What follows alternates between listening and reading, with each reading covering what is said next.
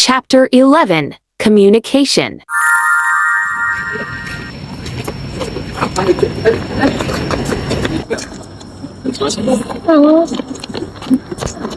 Kalau bener kamu orang ini, jadi nggak kita ini? Jadi. Halo. Perkenalkan kami dari kelompok 1. Saya Cindy Adelia dengan NPM 2211011119. Saya Rizka Zakia Nurfaiza dengan NPM 2211011113. Saya Sabita Aulia dengan NPM 2211011100. Saya Guido Fernando dengan NPM 2211011089. Saya Muhammad Rafizi dan Arik dengan NPM 2211011076.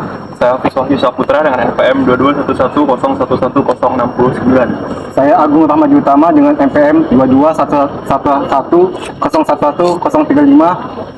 Saya Ridho Saputra dengan NPM 2211011156. Saya Yoga Firnanda Rahmat dari NPM 2211011061. Tujuan pembelajaran pada bab komunikasi kali ini yaitu untuk mengetahui jenis-jenis komunikasi antar pribadi, mengetahui bagaimana memilih metode komunikasi dan mengatasi hambatan komunikasi yang efektif, mempelajari berbagai bentuk komunikasi virtual yang digunakan dalam organisasi modern, menganalisis masalah seputar smartphone, media sosial, dan keamanan cyber yang dihadapi organisasi modern, dan mengetahui cara terlibat dalam komunikasi lintas budaya yang efektif dalam organisasi. Komunikasi adalah sarana utama yang melaluinya orang terhubung satu sama lain.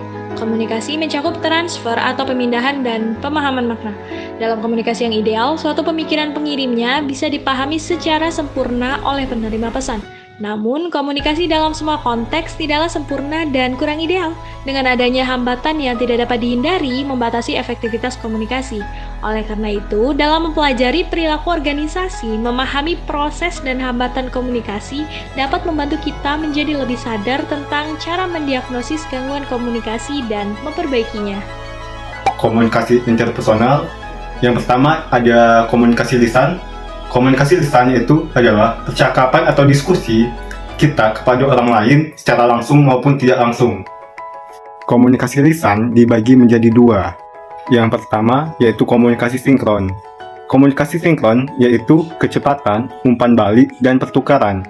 Dalam kecepatan dan umpan balik, kita dapat menyampaikan pesan dan menerima tanggapan dalam waktu singkat.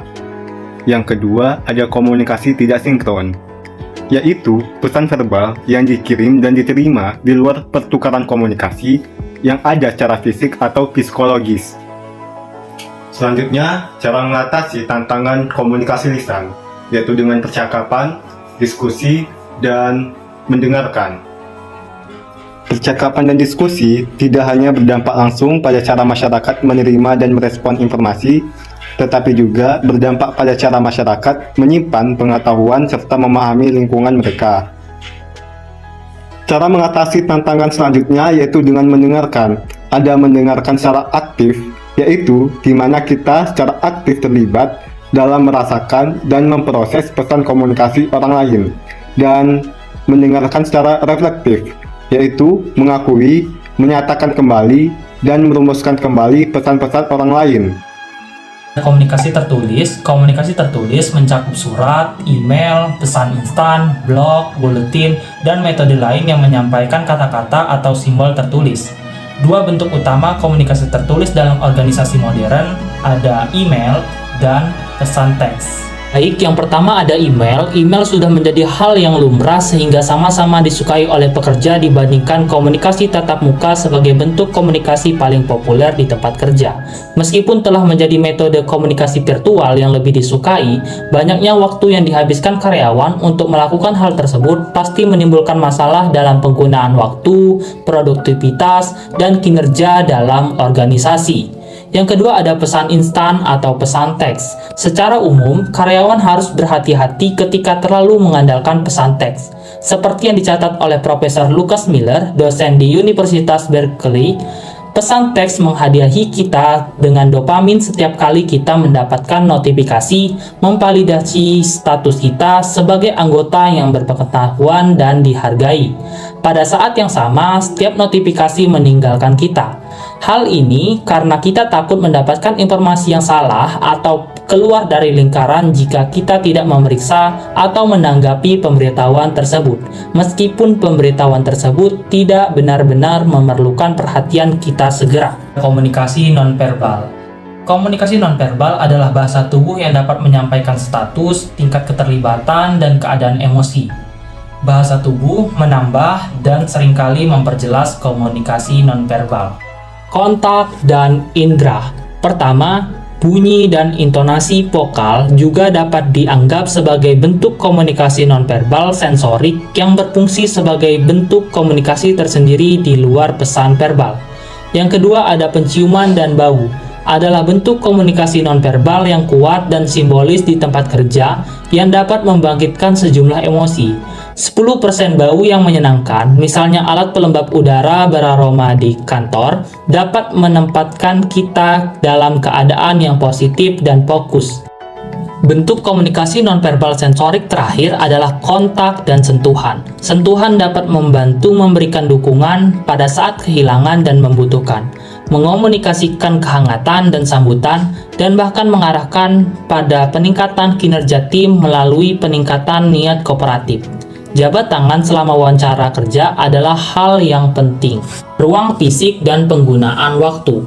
Waktu dan ruang fisik juga penting bagi perilaku nonverbal. Misalnya, seberapa dekat kita berdiri dengan orang lain mengirimkan sinyal komunikasi yang halus bahwa kita menyukai dan menerima mereka. Secara keseluruhan, kita perlu berhati-hati dan strategis dalam mengelola komunikasi nonverbal dengan orang lain. Kita harus mencari isyarat-isyarat ini dalam perilaku orang lain dan berhati-hati terhadap perilaku nonverbal kita sendiri ketika berinteraksi dengan klien, rekan kerja, bawahan, dan atasan. Evaluasi bagaimana memilih metode komunikasi. Jadi kita harus memiliki metode komunikasi. Nah, dalam memilih metode, maka harus disesuaikan atau dicocokkan pesan dengan metodenya. Nah, di sini ada 4 metode, yaitu panduan memilih metode komunikasi. Yang pertama, pertemuan tatap muka atau secara virtual. Metode ini digunakan dalam menetapkan struktur, asumsi, ekspektasi, dan juga untuk mengevaluasi secara berkelompok hambatan atau rintangan yang mungkin muncul dalam tugas yang akan datang. Yang kedua, ada metode panggilan. Nah, metode ini digunakan untuk memerlukan suatu hal untuk diselesaikan atau tanggung jawab dalam 30 menit ke depan, dengan catatan selama jam kerja, kecuali jika hal tersebut benar-benar kritis. Yang ketiga, itu dengan teks atau pesan instan. Nah, digunakan ketika berbagi pemikiran tentang tugas yang sudah dimulai. Nah, informasi ini juga misalnya dokumen atau tautan yang perlu dikolaborasikan atau dikerjakan oleh banyak orang secara real time. Yang keempat adalah email. Nah, digunakan ketika kita perlu menyampaikan suatu pesan ke banyak orang atau tim gitu, dan pesan ini bisa bersifat rahasia atau dokumen secara formal. Menangani hambatan komunikasi yang efektif. Jadi ada beberapa hambatan yang dapat memperlambat atau mengganggu komunikasi yang efektif. Terdapat 3 hambatan yang terpenting dalam komunikasi yang efektif. Yang pertama adalah kelebihan informasi. Meskipun orang itu mengintegrasikan informasi dari berbagai sumber untuk memahami informasi secara efektif, 1, 2, atau 3 individu itu memiliki kapasitas yang terbatas untuk memproses data tersebut. Nah, ketika individu ini mempunyai lebih banyak informasi daripada apa yang dapat mereka sortir atau gunakan, maka mereka itu cenderung memilih untuk mengabaikan, melewatkan, atau melupakan informasi tersebut. Yang kedua adalah kekhawatiran komunikasi. Nah, salah satu hambatan dalam komunikasi yang efektif adalah ketakutan komunikasi. Terjadi ketika orang mengalami ketegangan atau kecemasan yang tidak semestinya seputar komunikasi mereka dengan orang lain. Terkadang, kekhawatiran komunikasi itu disebabkan oleh keengganan atau menggunakan media yang baru, cultural lag lah, atau bentuk komunikasi atau media komunikasi yang belum familiar. Yang ketiga adalah komunikasi di saat krisis. Nah, komunikasi yang efektif pada saat krisis itu melibatkan pembagian respon krisis menjadi beberapa tahap. Tahap yang pertama, berkomunikasi dalam mengantisipasi atau mempersiapkan krisis. Yang kedua, mengelola respon terhadap krisis ketika krisis terjadi. Dan yang ketiga, berkomunikasi dengan pemangku kepentingan setelah krisis. Dan mengkatalisasi pembelajaran bersama. Lalu apa yang harus dilakukan untuk meningkatkan komunikasi pada saat krisis? Yang pertama dengan pesan yang efektif yang berfokus pada pembagian fakta. Yang kedua, interpretasikan fakta dan proyeksikan konsekuensi tindakan di semua tahap sehingga dapat bermanfaat. Kemajuan dalam komunikasi virtual. Dengan kemajuan teknologi yang sangat pesat, ada banyak inovasi yang bermunculan. Salah satunya itu adalah metode teknik komunikasi virtual. Teknik yang pertama adalah teknik video conferencing.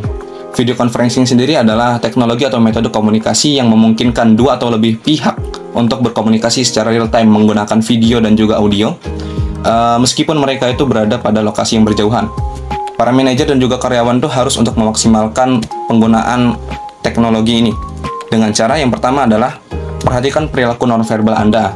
Jadi kita berbicara itu sama saja seperti saat kita melakukan komunikasi secara langsung. Lalu yang kedua adalah menyiapkan panggung, seperti menyiapkan latar belakang dan juga menyiapkan pakaian yang kita pakai. Lalu yang ketiga adalah sadari bahwa orang lain juga berada dalam panggilan tersebut.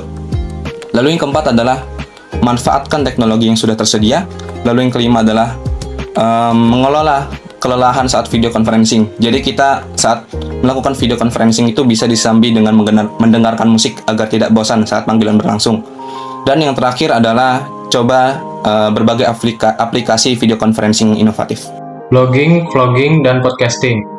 Blog merupakan singkatan dari weblog, adalah situs web oleh satu orang tim atau perusahaan yang digunakan untuk berbagi konten tertulis dengan orang lain dan melibatkan mereka.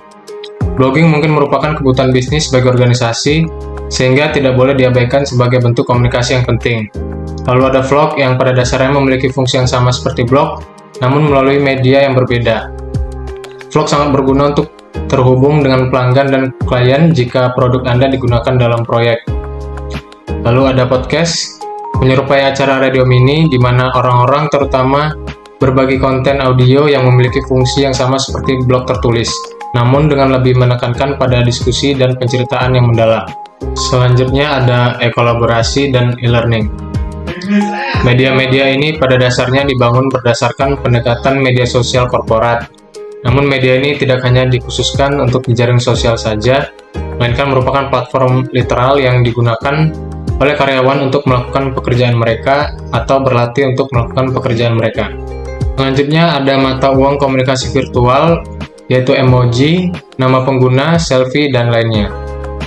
Munculnya komunikasi virtual telah mengubah cara kita berkomunikasi satu sama lain.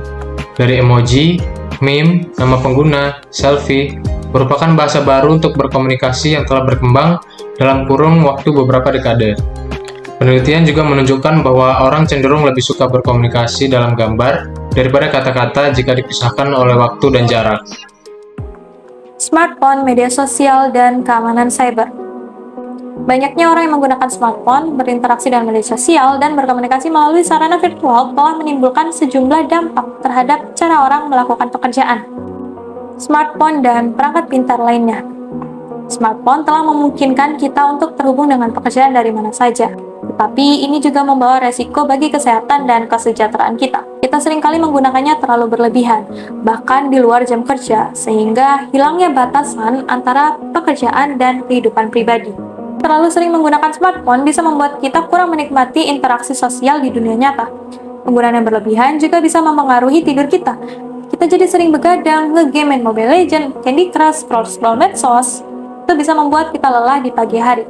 Selain itu, selama hari kerja, penggunaan yang berlebihan bisa mengganggu waktu bersantai kita di luar jam kerja. Untuk mengatasi masalah ini, kita bisa menggunakan smartphone dengan bijak, menghindari penggunaan smartphone selama waktu istirahat, meluangkan waktu untuk berinteraksi secara langsung dengan teman atau keluarga. Organisasi bisa mendorong budaya kerja yang menghargai waktu istirahat dan kehidupan pribadi karyawan, seperti tidak mengirim pesan pekerjaan di luar jam kantor.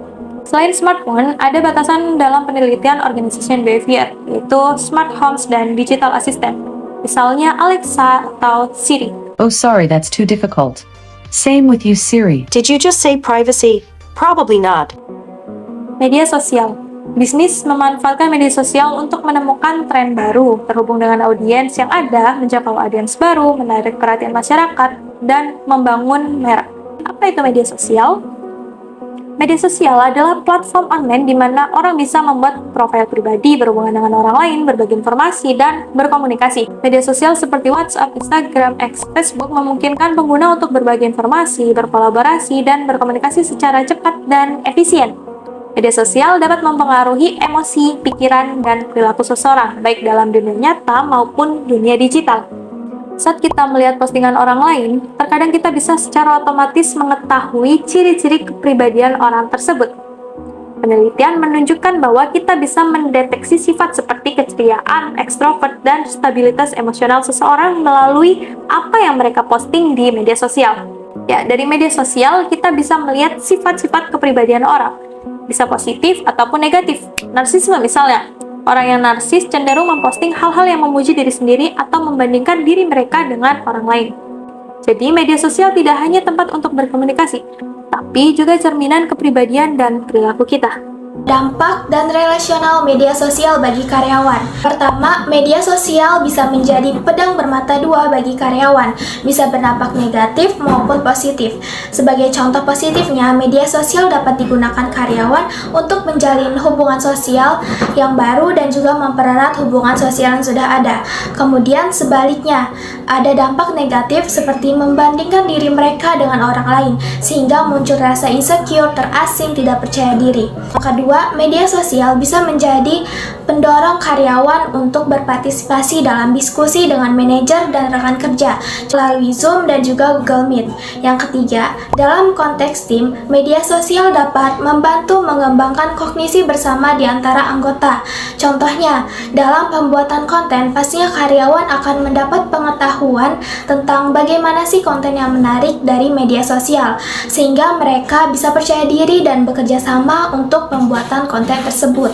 Keamanan cyber. Keamanan cyber adalah praktik melindungi komputer, jaringan, aplikasi perangkat lunak, dan data dari potensi ancaman digital. Organisasi memiliki tanggung jawab untuk mengamankan data guna menjaga kepercayaan pelanggan dan memenuhi kepatuhan terhadap peraturan. Organisasi menggunakan langkah-langkah keamanan cyber seperti bangun infrastruktur IT yang kokoh, memastikan perangkat selalu aman, membackup data perusahaan secara berkala, menggunakan software antivirus untuk mendeteksi ancaman, dan juga melakukan evaluasi serta audit IT secara berkala. Komunikasi lintas budaya. Apa itu konteks budaya? Di dalam budaya konteks tinggi seperti Jepang, Kenya, Arab Saudi, dan India, masyarakatnya sangat bergantung pada isyarat nonverbal dan halus dalam berkomunikasi. Dan status resmi, kedudukan dalam masyarakat, serta reputasi seorang mempunyai pengaruh yang besar. Sebaliknya, orang-orang dari budaya konteks rendah seperti Amerika Serikat, Jerman, Australia, dan Denmark sangat mengandalkan kata-kata lisan dan tulisan untuk menyampaikan makna. Sedangkan bahasa tubuh dan gelar formal adalah hal kedua. Komunikasi dalam budaya konteks tinggi menyiratkan kepercayaan yang lebih besar dari kedua belah pihak. Percakapan yang tampak biasa-biasa saja dan tidak penting sebenarnya mencerminkan keinginan untuk membangun hubungan dan menciptakan kepercayaan. Perjanjian lisan menyiratkan komitmen yang kuat dalam budaya konteks tinggi, dan siapa Anda, berapa usia Anda, pengalaman Anda, dan pangkat Anda dalam organisasi sangat dihargai dan sangat memengaruhi kredibilitas Anda. Namun, dalam budaya konteks rendah, kontrak yang dapat dilaksanakan cenderung dibuat secara tertulis dengan kata-kata yang tepat dan sangat legal. Beberapa penelitian menunjukkan bahwa pendekatan budaya konteks tinggi dapat menghasilkan hasil negosiasi yang lebih baik karena pendekatan ini mengarahkan perhatian pada isyarat-isyarat halus dan tak terucapkan yang mungkin merupakan informasi berharga selama negosiasi antarmuka budaya. Ketika orang berada dalam situasi komunikasi kualitas lintas budaya, mereka tidak bergantung pada situasi tersebut dan tidak berperilaku dengan cara yang telah ditetapkan sebelumnya. Terdapat dinamika kompleks yang melingkupi interaksi yang tidak hanya melibatkan konteks dan situasi. Yang pertama, pemahaman terhadap pendekatan budaya sendiri, dan yang kedua, pemahaman terhadap pendekatan budaya mitra interaksi. Pada dasarnya, dalam bagian interaksi lintas budaya, terdapat trade-off antara 5 pendekatan yang fungsinya berbeda-beda.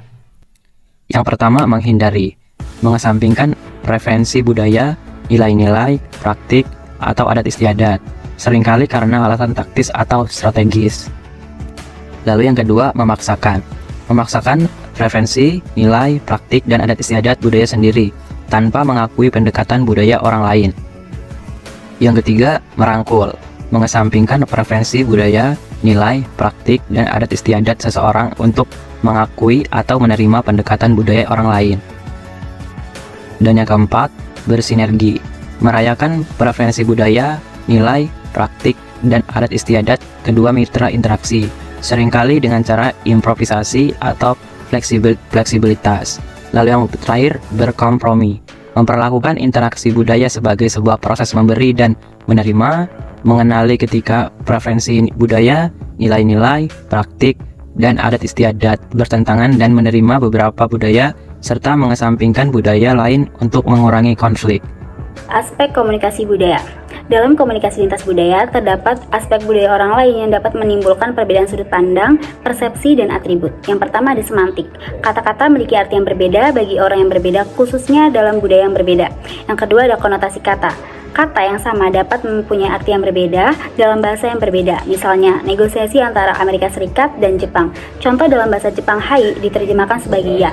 Namun, konotasinya adalah ya saya mendengarkan dan bukan ya saya setuju. Yang ketiga ada perbedaan nada. Nada dapat menyebabkan kesalahpahaman emosional selama interaksi lintas budaya, dan nada dapat berubah tergantung konteksnya. Yang keempat ada budaya mungkin berbeda-beda toleransi terhadap konflik dan metode penyelesaian konflik. Orang-orang dengan budaya individualis cenderung lebih nyaman dengan konflik langsung dan akan mengungkapkan sumber perselisihan mereka secara terbuka. Sedangkan orang dari budaya kolektif lebih cenderung mengakui konflik secara implisit dan menghindari perselisihan yang bermuatan emosional. Terakhir ada budaya mungkin berbeda dalam hal jenis informasi yang mereka komunikasikan kepada orang lain. Misalnya, sebuah penelitian yang membandingkan cara bercerita orang Jepang dan orang Amerika menunjukkan bahwa partisipan dari Jepang lebih cenderung menggunakan bahasa kolektif dan mengacu pada nilai-nilai kolektif dalam bercerita dibandingkan dengan orang Amerika yang lebih cenderung pada bahasa dan informasi individualis. Panduan komunikasi lintas budaya. Dapat diasumsikan bahwa setiap orang memiliki cara pandang berbeda yang dibentuk dari budaya. Menurut Fred Kashmir, pakar terkemuka dalam penelitian komunikasi antar budaya, kita seringkali tidak berkomunikasi dengan baik di luar budaya kita. Berikut ini beberapa hal yang dapat kita lakukan untuk mengurangi salah tafsir. Ada 3 hal yang dapat kita lakukan. Yang pertama itu sebelum interaksi, yang kedua selama interaksi, dan yang terakhir adalah setelah interaksi. Sebelum interaksi ada 2 hal yang harus dipahami. Yang pertama, kenali diri sendiri. Mengenali identitas dan bias budaya sendiri sangat penting untuk memahami sudut pandang unik orang lain. Yang kedua ada menumbuhkan iklim saling menghormati, adil, dan demokratis. Selanjutnya adalah selama interaksi. Selama interaksi ada 2 hal yang harus dipahami. Yang pertama, mempertimbangkan sudut pandang orang lain. Sebelum mengatakan apapun, cobalah untuk mengambil sudut pandang orang lain, apakah yang akan dikatakan berpotensi menimbulkan hal yang negatif atau tidak. Yang kedua, belajar dari kesalahpahaman. Akui ketika kesalahpahaman terjadi, dan jika hal tersebut didasarkan pada stereotip atau asumsi umum, cobalah untuk memperbaiki asumsi tersebut. Selanjutnya ada setelah interaksi. Setelah interaksi ada 2 hal yang harus dipahami. Yang pertama, proaktif menjaga jati diri dan budaya kelompok. Yang kedua, belajar dari seluruh interaksi antar budaya. Cobalah untuk mempertimbangkan bagaimana Anda dapat mengambil apa yang telah Anda pelajari dari situasi tersebut dan penerapannya pada situasi lain yang Anda alami untuk membangun kecerdasan budaya Anda seiring berjalannya waktu.